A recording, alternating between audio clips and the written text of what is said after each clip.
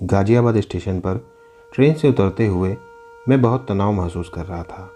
मेरा मन बार बार भाभी के कहे हुए शब्दों को सोचने लगता था। जल्दी गाज़ियाबाद पहुंचो अरुण, बहुत अर्जेंट है। मैंने कई बार उनसे पूछने की कोशिश भी की कि आप इतनी परेशान क्यों हैं, मुझे फ़ोन पर ही बता दो, पर उन्होंने कुछ भी नहीं बताया और तुरंत ही फ़ोन काट दिया। तब से लेकर गाज़ियाबाद आने तक मेरे जहन में अनेकों अच्छे कम और बुरे ज़्यादा विचार आ जा चुके थे। स्टेशन से बाहर निकलकर मैंने टैक्सी की और घर पहुंचा।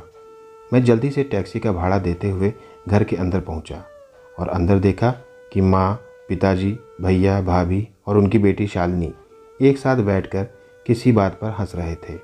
मुझे पसीने से तरबतर और परेशान देखकर सभी भौचक्के हो गए। मैंने पूछा, क्या हुआ भाभी, सब ठीक तो है ना? मेरी बात सुनते ही सब फिर से हंस पड़े।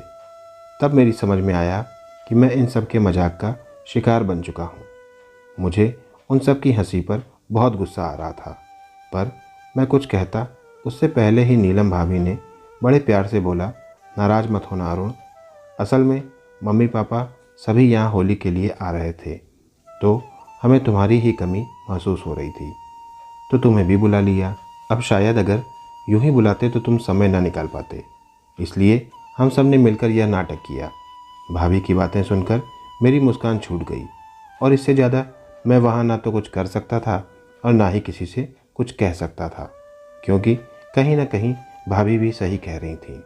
शायद इस तरीके से बुलाने पर मैं यहाँ कभी ना आता, क्योंकि मैं यहाँ आने से डरता था उन सभी पुरानी यादों से जो मुझे कभी अकेला नहीं छोड़ती थीं। मैं डरता था प्रिया की नशीली आंखों से और उसकी मासूम मुस्कान से। प्रिया शर्मा भाभी के घर के सामने ही रहती थी। 5 साल पहले जब मैं यहाँ अपनी ग्रेजुएशन की परीक्षा देकर आया, तभी मेरी प्रिया से मुलाकात हुई थी।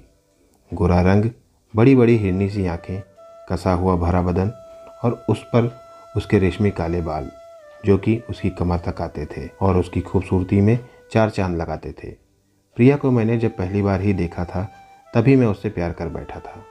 वह भाभी के घर के सामने ही रहती थी, जिस वजह से उसका भाभी के घर पर अधिकतर आना जाना लगा रहता था। दिन भर भाभी और प्रिया बैठकर आपस में बातें किया करते थे और मैं बिना किसी काम के बस वहीं पर बैठकर प्रिया को ही देखता रहता था। प्रिया का भाभी के घर पर लगभग रोज का ही आना जाना था, जिस वजह से धीरे धीरे प्रिया मुझसे भी बात करने लगी थी। धीरे धीरे हम दोनों में भी मजाक शुरू हो गया था। कभी मैं प्रिया को छेड़ देता था, कभी मुझे प्रिया किसी बात पर छेड़ देती थी।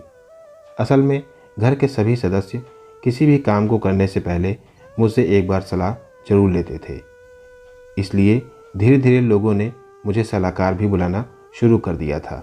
तो जब कभी भी प्रिया जल्दी आ जाती थी और मैं सोया रहता था, तो वह भाभी से कहती थी कि क्या बात है भाभी, आज सलाहकार बहुत देर तक सो रहे हैं। उसकी इस बात पर घर के सभी लोग हंसने लगते थे और मैं धीरे धीरे उसके सौंदर्य की ओर मंत्रमुग्ध होता जा रहा था। पर पता नहीं कैसे भाभी को इस बात की भनक लग गई और उन्होंने मुझसे एक दिन पूछ ही लिया कि अरुण, क्या तुम प्रिया को पसंद करते हो? भाभी ने अचानक से मुझसे पूछा तो मैं पूरे तरीके से भौचक्का रह गया और घबराहट में मैंने बोल दिया, नहीं भाभी, ऐसा बिल्कुल भी नहीं है, ये आपसे किसने कहा? तो इस पर भाभी ने कहा कि ऐसा ना हो तभी ठीक है। तो मैंने अनजान बनकर पूछा कि ऐसा क्यों भाभी? तो उन्होंने मुझे बताया कि प्रिया की शादी तय हो गई है, अगले साल फरवरी के महीने में उसका लगन है।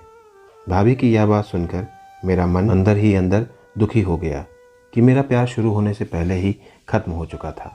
मैंने प्रिया को लेकर क्या क्या सपने देखे थे कि मैं उससे शादी करके अपना घर बसाऊंगा, लेकिन एक ही सेकंड में मेरे सपनों का शीश महल चूर चूर हो गया। खैर, प्रिया अभी भी रोज़ भाभी के पास आती थी, लेकिन अब मैं वहाँ पर उसके सामने नहीं रुकता था।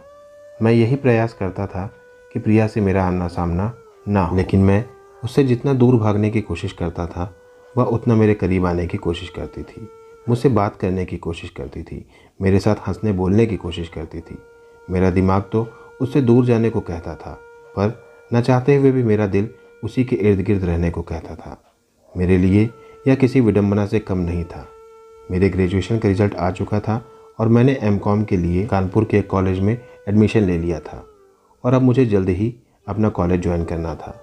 तो कॉलेज ज्वाइन करने से एक दिन पहले शाम को मैं गार्डन में बैठकर प्रिया के बारे में ही सोच रहा था कि काश मैं उसे एक बार बता पाता कि मैं उससे कितना प्यार करता हूँ। तभी पीछे से किसी ने मुझसे पूछा कि क्या तुम जा रहे हो अरुण? मैंने मुड़कर देखा तो मेरी कुर्सी के पीछे प्रिया खड़ी थी। मैंने कहा, हाँ अब तो जाना ही पड़ेगा, यहाँ मेरा है ही कौन। तो उसने भी कहा, हाँ सही कह रहे हो, ठीक है जाओ। इतना कहते हुए उसकी आंखों से आंसू की एक बूंद टपक गई। मैंने यह जैसे ही देखा तो एकदम से मेरा रोम रोम सिहर उठा। मैंने उससे पूछा, तुम रो क्यों रही हो? तो उसने न जाने मुझसे गुजराती में क्या क्या कह डाला। मुझे कुछ भी समझ नहीं आया और वह बड़बड़ाते हुए वहाँ से चली गई। एक पल को मुझे ऐसा लगा कि कहीं प्रिया भी तो मुझसे प्यार नहीं करती, पर फिर मैंने उसे अपने दिमाग से निकालने की कोशिश करनी शुरू कर दी और अपना कॉलेज ज्वाइन कर लिया। कुछ महीनों बाद मुझे भाभी का फ़ोन आया कि प्रिया की शादी हो गई है। अब इतना सुनते ही मेरे मन में जो छोटी सी और झूठी सी आस थी वह भी खत्म हो गई।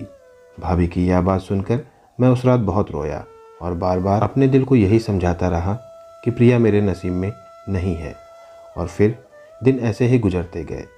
मैंने अपना एमकॉम कंप्लीट कर लिया और मेरी दिल्ली में एक अच्छी कंपनी में बड़े पद पर नौकरी भी लग गई और अब पूरे 5 साल बाद मैं वापस गाज़ियाबाद लौटा था। तभी अचानक से भाभी ने मुझे हिलाते हुए कहा, अरे अरुण कहाँ खो गए हो? तब कहीं जाकर मैं अपनी यादों से निकल पाया और अपने कपड़े चेंज करके अपना सामान वगैरह रखकर सही समय देखकर मैंने भाभी से पूछ ही लिया कि प्रिया कैसी है, उसका फ़ोन वोन आता है या नहीं, होली में घर नहीं आई क्या? तो भाभी ने बड़ी भारी आवाज़ में कहा, अरे नहीं अरुण, प्रिया अब यहीं रहती है। मैंने चौंकते हुए पूछा, क्यों? तो भाभी ने कहा कि उसके जीवन के सारे रंगों पर एक सफ़ेद चादर बिछ गई है। मैं कुछ समझा नहीं, क्या हुआ भाभी? तो वो बताने लगी कि शादी के 8 महीने बाद ही एक सड़क दुर्घटना में उसके पति का देहांत हो गया था। तब से प्रिया यहीं अपने मायके में ही रहती है। तो मैंने इतना सुनते ही भाभी से झुंझलाते हुए कहा कि आपने उस वक्त मुझे क्यों नहीं बताया, जब उसे सबसे ज़्यादा मेरी ज़रूरत थी, तो मैं उसके पास नहीं था। इतना कहकर मैंने उदास होकर सर झुका लिया। तो भाभी ने कहा कि मैं जानती हूँ अरुण कि तुम प्रिया से प्यार करते हो और आज भी उसके बारे में ही सोचते हो, और अब वो एक विधवा है। इतना कहकर भाभी वहाँ से चली गई। खैर, दूसरे दिन मैं प्रिया से मिलने उसके घर गया। वह अपनी बालकनी में अकेली गुमसुम सी बैठी थी। मैंने पीछे से आवाज़ लगाई, प्रिया। तो उसने मुड़कर मेरी ओर देखा और मुझे देखते ही उसकी आंखों से आंसुओं की धारा बहने लगी। मैं उसके पास जाकर बैठ गया और बोला कि जब गया था तब भी रो रही थी और जब आया हूँ तब भी रो रही हो। क्या हमेशा रोती ही रहोगी या कुछ बोलोगी भी? इतना सुनते ही उसके चेहरे पर एक अनचाही सी मुस्कान आ गई। उसे मुस्कुराता देख पीछे से उसकी माँ भी आ गई और बोली कि आज कितने महीनों बाद इसे मुस्कुराता हुआ देख रही हूँ। और इतना सुनते ही प्रिया फिर से उदास हो गई। मैं प्रिया के घर जाते समय गुजराती सीखने वाली एक किताब अपने साथ ले गया था। उस किताब को प्रिया को दिखाते हुए मैंने कहा कि मैं भी धीरे धीरे गुजराती सीख रहा हूँ, अब तुम मुझे गुजराती में कुछ उल्टा नहीं बोल सकती, मैं पकड़ लूँगा। उसने फिर से हल्का सा मुस्कुरा कर कहा कि मैं पहले भी तुम्हें उल्टा नहीं बोलती थी। और इतना कहते हुए उसकी आशा भरी निगाहें मेरी निगाहों से आ टकराईं और उसने अपनी निगाहों से मुझे बहुत कुछ कह डाला। फिर थोड़ी देर बाद ही मैं वहाँ से चला आया।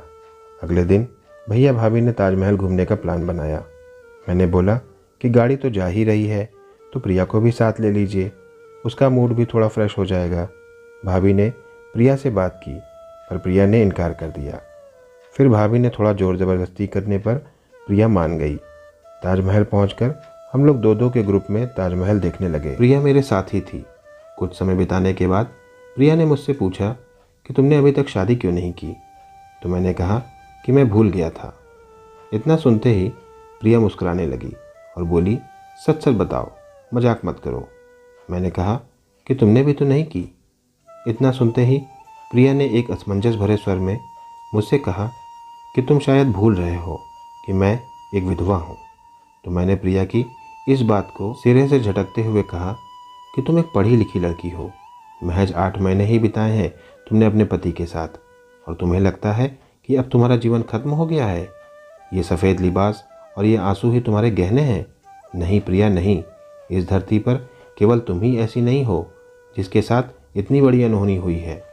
बहुत से ऐसे लोग हैं जिनके साथ बहुत बड़ी बड़ी अनहोनी हो जाती है। तो क्या वो सभी आंसुओं के पीछे छुप जाते हैं या घर के अंदर ही एक घर बनाकर रहने लगते हैं?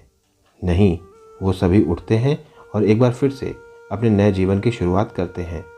तुमसे जुदा होने पर मुझे भी ऐसा लगा था कि मैं अब नहीं जी पाऊंगा, पर मैं जिया और आज एक कामयाब इंसान बनकर तुम्हारे सामने खड़ा हूँ। तुम भी उठो और मुस्कुराओ और अपने नए जीवन का स्वागत करो। मेरी यह बातें सुनकर वह ठिठक कर मुझे देखने लगी तो मुझे एहसास हुआ कि बातों ही बातों में मैंने अपने दिल की बात अनजाने में उसे बता दी। मैंने उससे अपनी नज़रें हटा ली और आगे बढ़ गया। फिर वापस लौटते समय मैं संकोचवश उससे बात नहीं कर पाया और वह भी चुप ही रही। अगले दिन होली थी। मैं घर पर सभी को गुलाल का टीका लगाकर बैठा लैपटॉप पर कुछ काम कर रहा था। तभी मुझे प्रिया की याद आई कि प्रिया तो होली खेल नहीं रही होगी।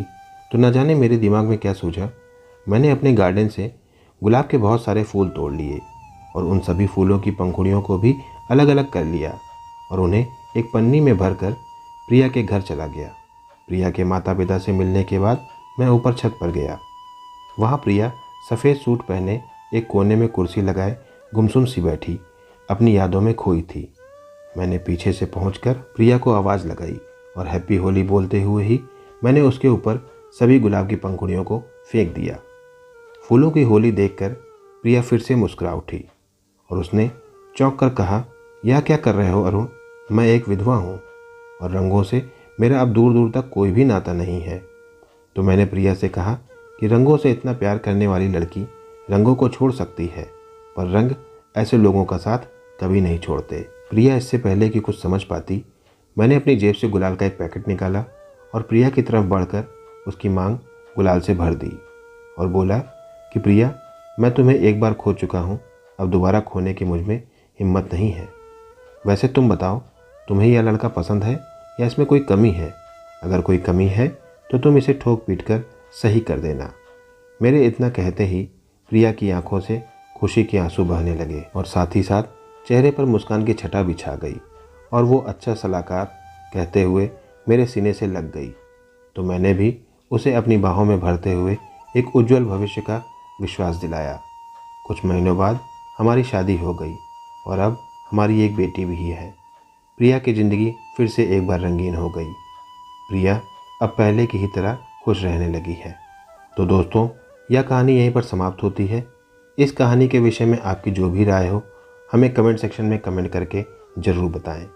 वीडियो को बिना सोचे ही लाइक कर दें और चैनल को भी सब्सक्राइब कर लें।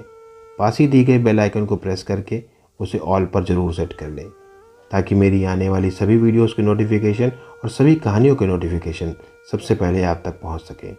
तो मिलता हूं फिर किसी नई कहानी के साथ। तब तक के लिए धन्यवाद।